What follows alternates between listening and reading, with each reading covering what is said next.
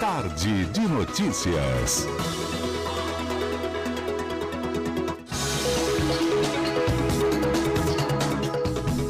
Agora já estamos navegando aqui no espaço do CBN Amazônia Agronegócio, o Agro no Pará, e a gente vai aqui conversar no primeiro bloco com o pesquisador da Embrapa, o Daniel Pereira Santiago, e também nós já temos também aqui ao nosso lado, ela que vai estar no segundo bloco, mas pode participar, que é a Sheila Corrêa de Mello, ela que fala aqui sobre propriedades industrial, e o nosso convidado, pesquisador da Embrapa, ele vem falar aqui do chamado, entre outras coisas, o colapso das abelhas, né, das colmeias, também o uso da biotecnologia no Brasil e aqui, evidentemente, no Pará, o uso do RNA, não é isso? A gente fala sobre RNA por causa da vacina agora, mas aí prefiro aqui que o Daniel Pereira Santiago cumprimente os nossos amigos da Embrapa e logo em seguida a Sheila. Muito obrigado pela sua presença. Eu que agradeço a oportunidade, né? Boa tarde a todos, boa tarde Douglas, boa tarde ouvintes da CBN. É sempre um prazer estar aqui, né, trazendo... E prazer lhe conhecer também aqui, que a gente estava só aqui no remoto, né? Sheila, muito obrigado de novo aí, tá certo? Sheila, boa tarde, muito obrigado. Boa tarde, Douglas. É um prazer estar aqui.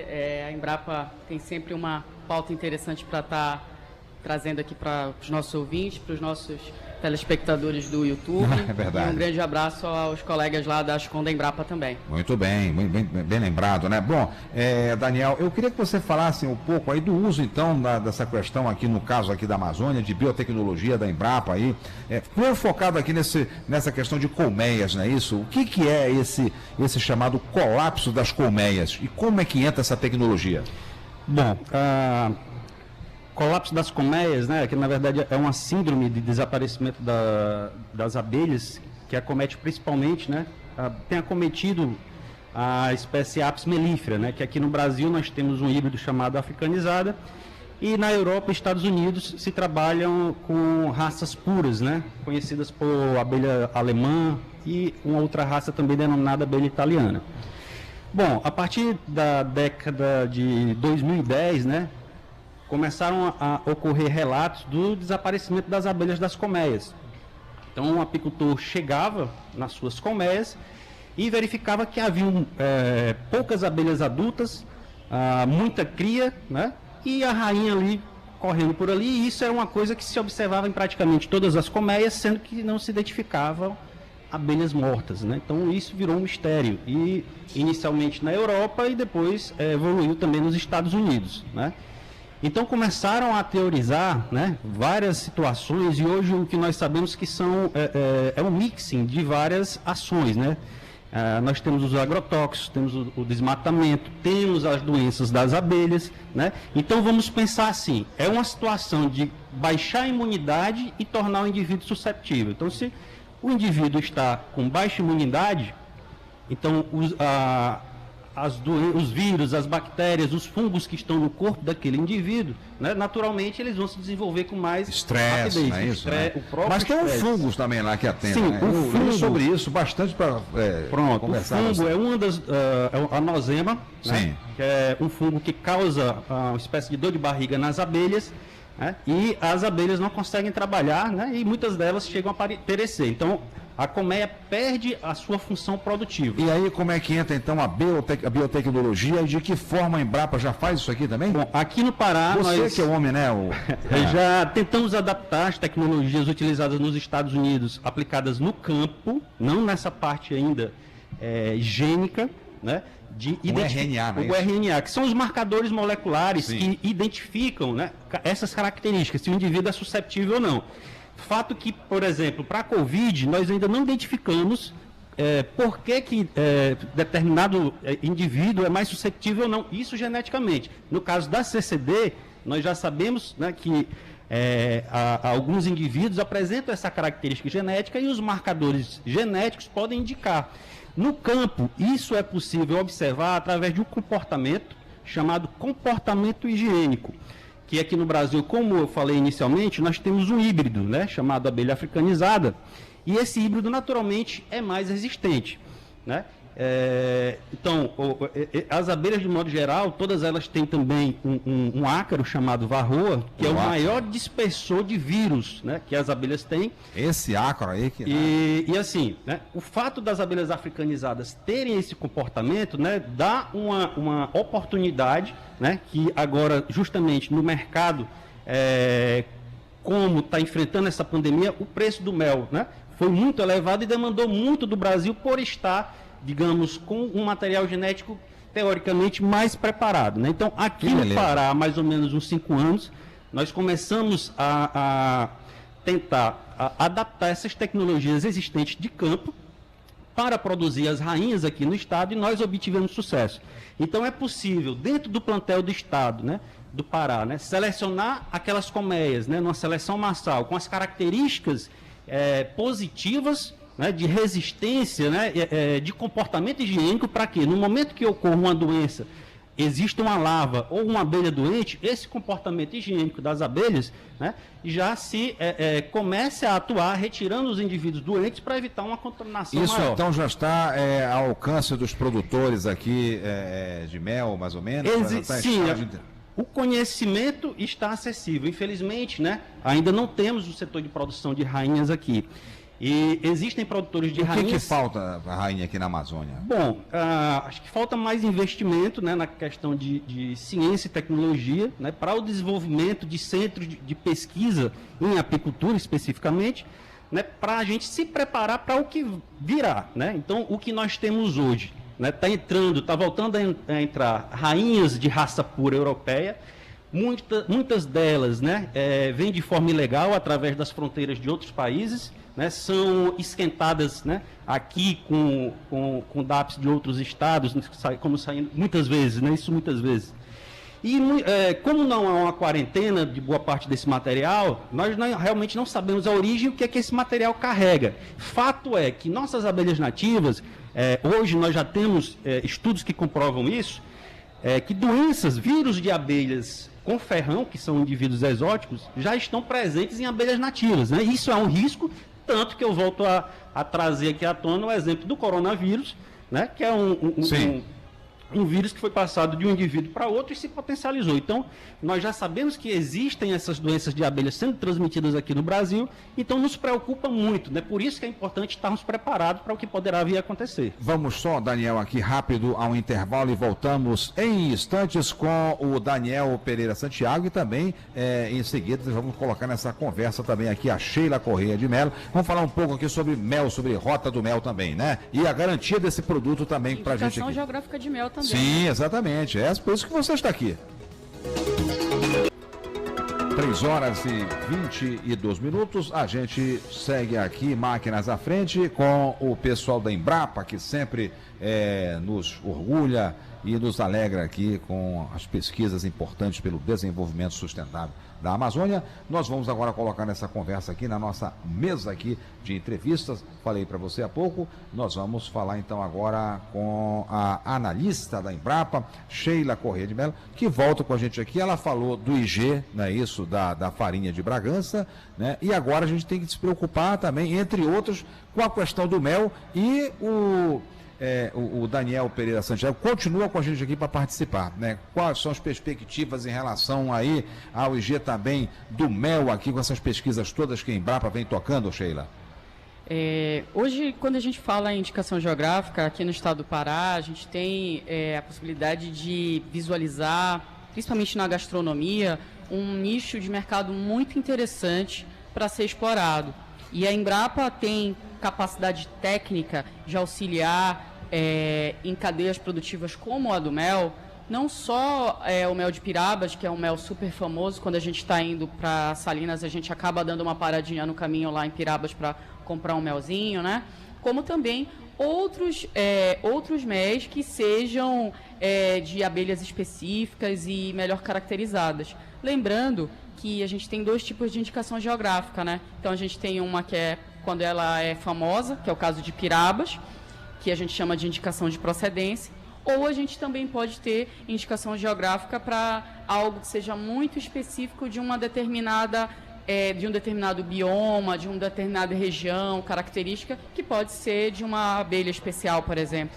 E aí eu coloco aí nessa preocupação também o Daniel Pereira Santiago, que é especialista nessa área, para ele nos dar aqui rapidamente um resumo, né? É na região sudeste do Pará que concentra mais aí essa prosperidade, digamos assim, perspectiva na área de mel aí, da indústria do mel, da meliponicultura, é isso?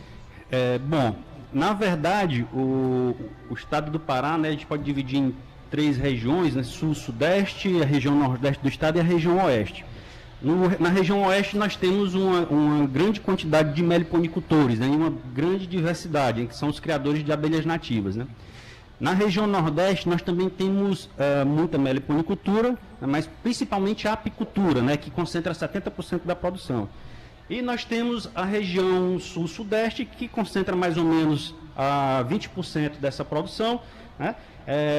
Também mais voltado para a apicultura. O que ocorre é que, atualmente, né, um programa do governo federal vinculado às rotas da integração, denominado Rota do Mel, fez uma avaliação de vários quesitos, né, e identificou que a região sudeste tem grande potencial de desenvolvimento dessas atividades, além de incremento na renda dos produtores e o impacto ambiental que esses indivíduos podem estar trazendo positivamente, né, uma vez que as atividades de minério são muito fortes lá e a atividade de apicultura e meliponicultura, como se sabe, tem um vínculo com a vegetação, gera renda através de seus produtos. Então, se gerar renda através dos produtos, consequentemente vai gerar, né, uma preservação obrigatória para se ter recursos, né, anualmente na vida desses produtores. Sim, e aí a ciência está aí também para ir para a área da sustentabilidade, né? Nós precisamos da mineração, nós precisamos das abelhas, porque a gente sabe a importância, né, da polinização, né, que a gente tem uma grande preocupação hoje em dia, e a Embrapa tem essa preocupação com essas pesquisas. Mas eu falo aqui com a Sheila com relação aí ao IG aí do mel, como é que está isso aí? Quais são nossas perspectivas aí? Como é que vocês estão trabalhando isso, Sheila? Bom, a Embrapa vai atuar em qualquer indicação geográfica, seja do mel, seja de farinha, de queijo, ela sempre vai atuar no aspecto técnico. A gente precisa falar de indicação geográfica com um produtor. A gente precisa de uma associação de meliponicultores, uma associação de apicultores, uma associação de produtores de determinada cadeia produtiva que, porventura, tenham alguma necessidade técnica que a Embrapa possa lá resolver. Seja quando a gente falava de farinha em relação a questões de produção da mandioca, e seja hoje que a gente fala do mel relacionando a essas questões de higiene que o Daniel cita. Sheila, mas negociações para isso, o que você poderia nos adiantar em relação aí a trabalhar um IG aqui para o nosso mel, com esse potencial todo que o doutor Daniel está dizendo? Com a chegada da rota da Rota do Mel no estado do Pará, que é uma rota que é nova agora no estado, nós já temos a do açaí e temos a do cacau. Nós visualizamos... Tem do queijo também, né? Não, são as duas rotas de desenvolvimento que a gente tem hoje. A no do Marajó cacau. Não tem o queijo do Marajó, a rota? Não, tem a indicação geográfica do queijo do Marajó. Indicação, Mas a rota de integração do Ministério do Desenvolvimento, a gente tem a do cacau, açaí, e agora entrou a do mel. Então, com a vinda dessa rota de integração, a gente visualiza um gás maior para aqueles produtores daquela região. Então, a gente começa a falar nesse associativismo, nessa integração entre os produtores, nessa busca pela regularidade, não só jurídica da sua produção, para não acontecer, como o Daniel estava falando, daquela abelha que ela chega no Brasil de uma maneira não muito legal e que isso acaba prejudicando a própria higiene da colmeia, né? Então, quando a gente começa a visualizar que ele quer se regularizar juridicamente, que ele quer estar buscando a melhoria e aprimoramento da sua produção, da maneira correta, como fazer o real manejo, é o momento em que a Embrapa vai estar ali do lado, dando essas soluções técnicas para a cadeia. Sim, né? Então vocês têm que ser provocados, mas vocês acompanham também com esses atores todos, né? Sim, nós acompanhamos e aqui no estado do Pará nós temos o Fórum Técnico de Indicações Geográficas. Ele é composto por várias instituições, não só governamentais, como algumas instituições. Sim. Tem um trabalho muito grande, como foi agora, né? De Exatamente. Todos esses produtos com IG, né? Cada instituição ela vai ajudar com aquilo que ela é capaz. Então, no caso da Embrapa, como que a gente vai ajudar? Nós vamos ajudar em todo o suporte técnico para que aquela cadeia prospere sempre e que não seja apenas um selo no produto, que aquilo seja uma constância de agregação de valor. Então, a gente vai começar a trabalhar com um potencial mel, com um mel que ele pode ser muito característico de uma determinada região, mas para isso a gente precisa que o produtor esteja ali interessado. Bom, vamos a um intervalo e voltamos para fechar aqui esse assunto com o pessoal da Embrapa. Apenas aqui para nós encerrarmos aqui essa participação da Embrapa Amazônia Oriental, nossos cumprimentos aos amigos da CBN Amazônia Macapá, pessoal do Amazonsat e também da Rede Amazônica, da TV Amazonas em Macapá, aos paraenses que ali residem, a você que é de Macapá, é sempre uma alegria muito grande mandar este grande abraço para você aqui. A gente termina então aqui conversando por hoje com o Dr. Daniel Pereira Santiago, que eu fiquei preocupado com relação a essa segurança aí. Como é que entram essas abelhas aqui, né? Aí tem a questão de segurança aí. Como é que dá-se o nome com na área de abelha aí? Não tem essa nos aeroportos? Como é que é isso?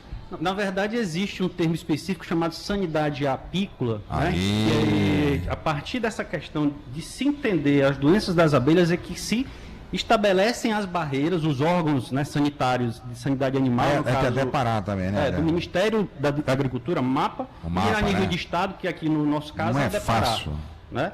Então, todas essas instituições, não só Pará, né, mas em boa parte do Brasil, ainda estão se adaptando a essa nova necessidade, né, de atender o mercado mundial preservando as abelhas. E por que traz as abelhas para cá, né? Entra contrabando, enfim. Por que trazem para cá? Eles querem o quê?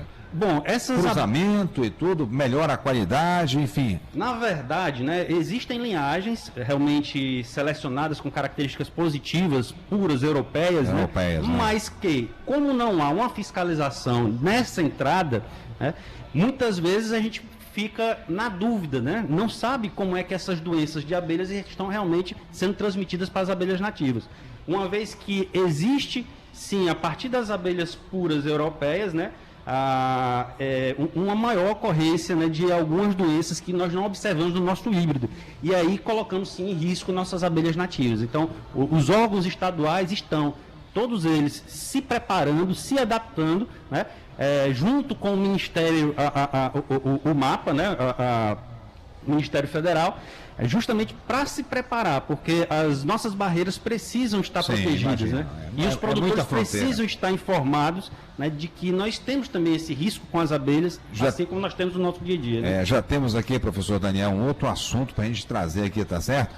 Não sei se a doutora Sheila quer fazer alguma observação em relação a este assunto, para a gente terminar 30 segundos.